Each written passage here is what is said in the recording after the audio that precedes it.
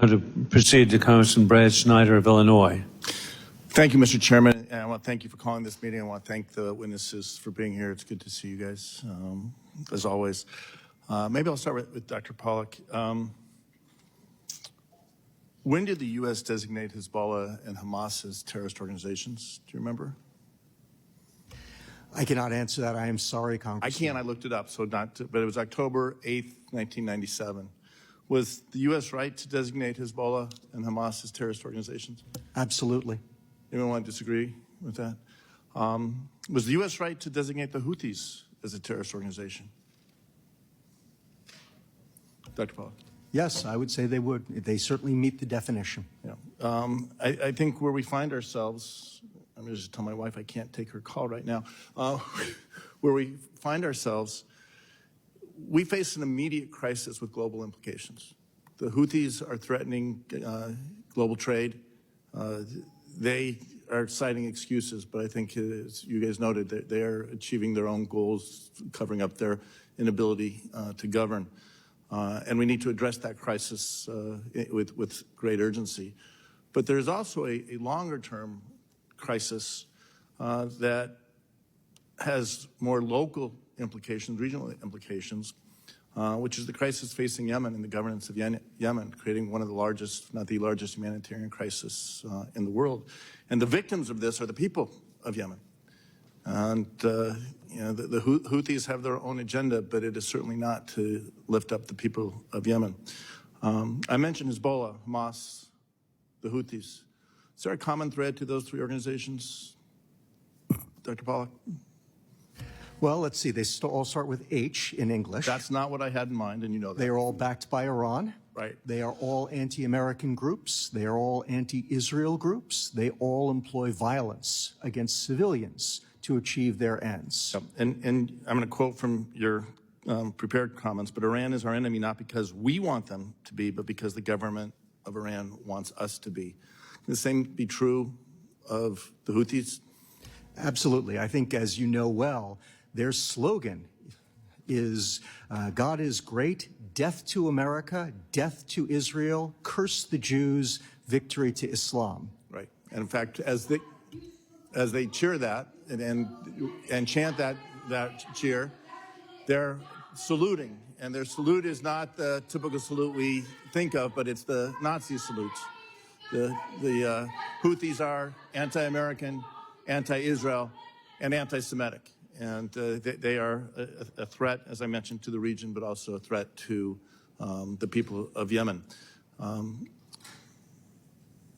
Dr. Altman, you know, one of the things we have to do is not just interdict Iran from supporting the Houthis, but find a way to end that support. Any suggestions on what we can do in Congress to try to address that and change that support?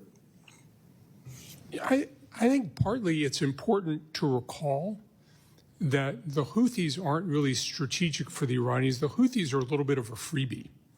The Houthis only cost the Iranians maybe about $100 million a year, which is about twice what it costs to run a think tank in Washington. But very impactful, as you've said.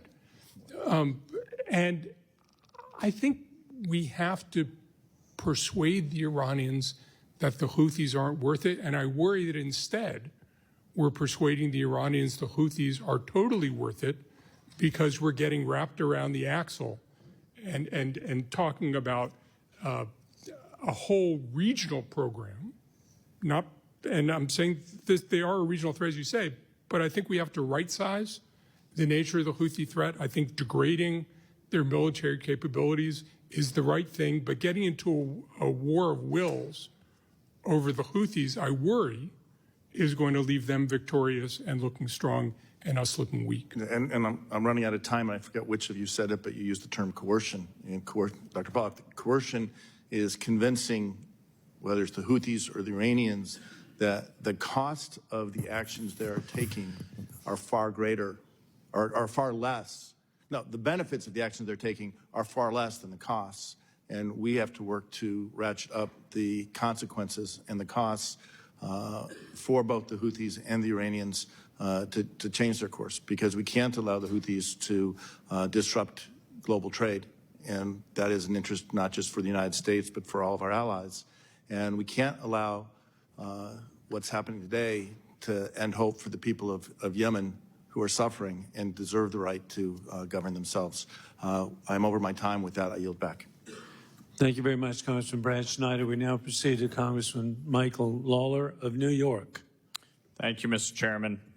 When President Biden took office, he made a lot of ill-thought-out and, frankly, foolish foreign policy decisions. But at the top of the list was delisting the Houthis. While the Houthis were a designated foreign terrorist organization under the Trump administration for clear reasons, President Biden almost immediately took them off the list. He did this apparently in an attempt to encourage the Houthis to reduce hostilities, enter into talks, and improve the conditions for the Yemeni people. But shockingly, just the opposite happened. The Houthis did not reduce hostilities and instead renewed efforts to expand territorial control inside of Yemen. We have also been unable to negotiate a meaningful resolution with the Houthis. And of course, the Yemeni people are still living under oppression. Dr. Pollack, can you go into some detail about the conditions and abuses the Yemeni people living under Houthi control have been living in for the past few years? Briefly, Dr. Alterman began this. The Houthis are terrible at governance. They do not understand how to run a country. They never were particularly interested in doing so. And I think they were surprised when they had the opportunity to do so. The economy in Yemen is stalled badly. As we all know, there are enormous problems in terms of food distribution. Oil production, well, the Houthis have very little control over it, but in their areas there's very little going on. And we also need to recognize that the international community has been very rightly concerned about the humanitarian situation in Yemen for many years. The Houthis have not. Very famously, in 2018, a joint Yemen government and Emirati force was threatening to take the last Houthi-controlled seaport of Hodeidah. The world was terrified that there would be slaughter in Hodeidah. We descended upon the Emiratis, and the Yemeni government begged them to stop. They agreed to do so. The Houthis were forced to sign an agreement because they were about to lose Hodeidah. And the idea was they would leave Hodeidah to enable humanitarian supplies. They, of course, immediately reneged. So that we're clear here, delisting the Houthis did nothing to help the Yemeni people and worsened regional security. In light of this administration's failed policy and the Houthis' continued aggression against the U.S., Ms. Ledeen, do you think the group should be relisted as an FTO? As soon as possible, yes. Ms. Ledeen, do the Houthis meet all the qualifications to be listed as an FTO? Absolutely, they do, yes. Now, we passed a bill through this committee last week to require the relisting of the Houthis as an FTO. So from that bill and from this conversation and from my absolutely clear picture of what is happening in the Gulf region, it is my hope that the administration does the right thing and relists them immediately as an FTO. One of the bills that I passed through the House Foreign Affairs Committee was the SHIP Act, which I led with my friend and colleague Jared Moskowitz. This bill would establish new sanctions on entities that process illicit Iranian petroleum. Ports and refineries that facilitate Iran's oil trade are effectively financing the Iranian regime and its terrorist proxies. It is no secret that Iran sends financial and material assistance to Hamas, Hezbollah, and the Houthis, just to name a few. Can you all confirm that Iran provides funding to terrorist groups in the region? Yes, they do. Yes, absolutely. Yes. Do you all believe that the President and his administration, State Department, and Defense Department know, just like all of you, that Iran funds these terrorist groups? There's no doubt, yes. Yes, absolutely. Yes. How have Iran's proxy activities changed since the Biden administration came into office and relaxed enforcement of sanctions? Has it gotten better?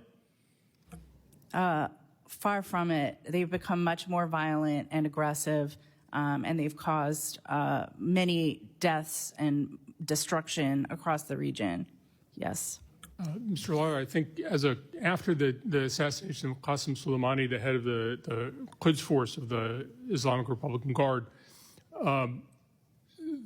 many of these proxy groups have had more autonomy, and I think the Iranians have enjoyed the fact that they have had less responsibility and less control, and that in many ways they have reaped more benefits from the misbehavior of these groups, but they have less control over these groups than they had under Qasem Soleimani.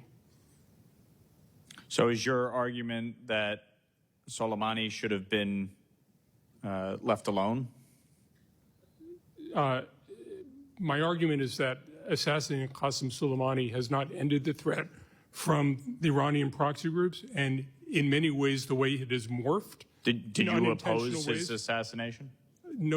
Do I oppose it now? I'm saying it didn't have the desired effect because. Well, it doesn't have the desired effect because this administration has weakened its sanctions. When you allow oil revenues to increase $80 billion, nearly 60% since this administration took office, and these funds are being used to fund Hamas, to fund Hezbollah, to fund the Houthis, then yeah, you're right. There's not a good consequence of that. But that has nothing to do with assassinating Soleimani. That has everything to do with this administration's policy position to be weak on Iran. That's a policy choice that this administration has made. And that is a function of relaxing sanctions on the sale of Iranian petroleum. That's why I introduced the SHIP Act. China is the biggest purchaser of Iranian petroleum. Mr. Chairman, you asked us to abide by 5 minutes. And thank you very much, Congressperson Lawler. So we need to proceed, okay? Thank you, Mr. Chairman. And hey, I was trying to be respectful to the congressman from Tennessee to get him back over here to sit quietly so he could ask his questions. And now I refer to the congressperson from Tennessee, Tim Burchett, the former mayor of Knoxville. Knox County, but it's a little bigger than Knoxville City, but still, thank you. Thank you, Mr. Baird. Mr. Layden, is it Ladine or Layden? Ms. Ladine, yes. Ladine, I'm sorry. Nobody gets my name right either, ma'am, so we're good. What have the recent strikes in Yemen achieved? There has been no demonstrable change since the strikes in Yemen. In your opinion, what needs to be targeted so that these strikes would be more effective and that we don't keep hitting the same dadgum targets? Well, I think we can, as a benchmark, use the insurance prices and shipping companies' decisions to reroute through around the Horn of Africa as a sort of guide for this. But the recommendations that I've made in my oral and written testimony are really focused on empowering our partners and allies. But yes, we should also be taking strikes against Houthi targets and IRGC targets that are training and equipping the Houthis as well. And that is, we know where those are. And we should be taking more aggressive action, not simply defensive actions. It seems to me also that we keep hitting the same targets. I mean,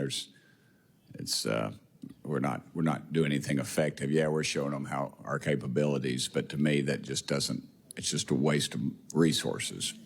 Dr. Pollack, did I get that name right? All right, good deal, brother. Yes, and talk about a name that gets mispronounced frequently. Well done, Yes, sir. Yes, sir. Should we be concerned about any attempts to legitimize the Houthis as a government? I think that we should. We need to recognize that this is not the government that the people of Yemen would choose if they ever had the opportunity to do so. Right. I agree with Dr. Alterman that they represent, or they may represent, a portion of the Yemeni population, but they don't come close to representing the majority of the people of Yemen. Do you feel like the Saudis would be willing to accept the Houthis' de facto government in order to end their involvement in Yemen? I think that what we've seen from the Saudis, especially since 2019, is I think that they probably would, simply because they don't feel like they have any better alternative. But I think that they very much would regard it as their least bad option. Okay, and I'd like to ask this question, but maybe the rest of y'all could answer it as well. Can you speak to the human rights abuses committed by the Houthi rebels?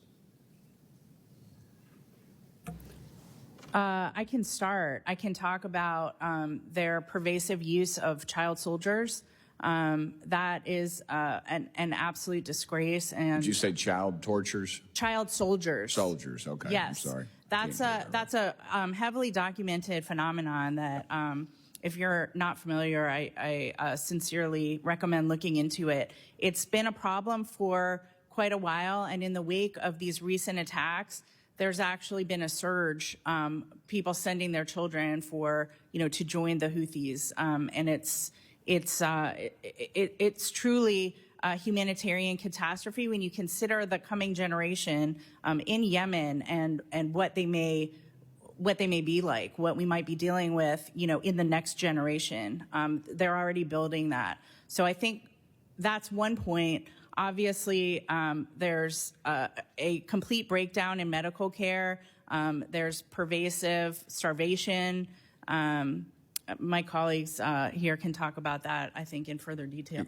Dr. Alterman. There are issues of women's rights, LGBTQ rights, as the gentleman from California talked about, basic rule of law. This is a government of thugs.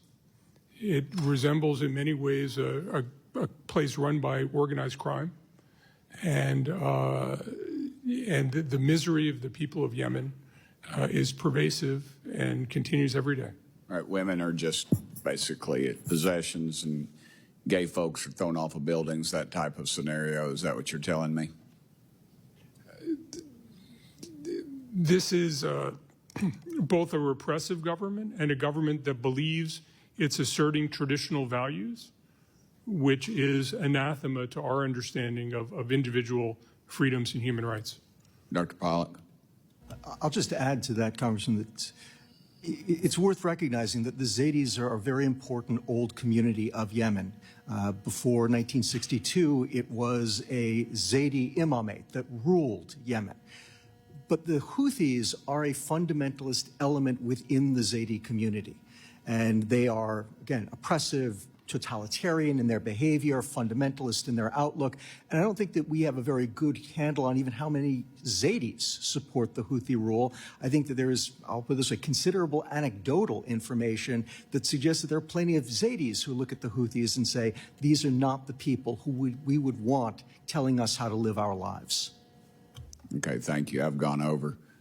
Yield back, Mr. Chairman. Thank you for your indulgence. Here, here. Thank you very much, Congressman Burchett, all the way from Knox County, Tennessee. With this in mind, I'd like to thank the witnesses for their valuable testimony and the members for their questions. The members of the subcommittee may have additional questions for the witnesses, and we'll ask you to respond to these in writing.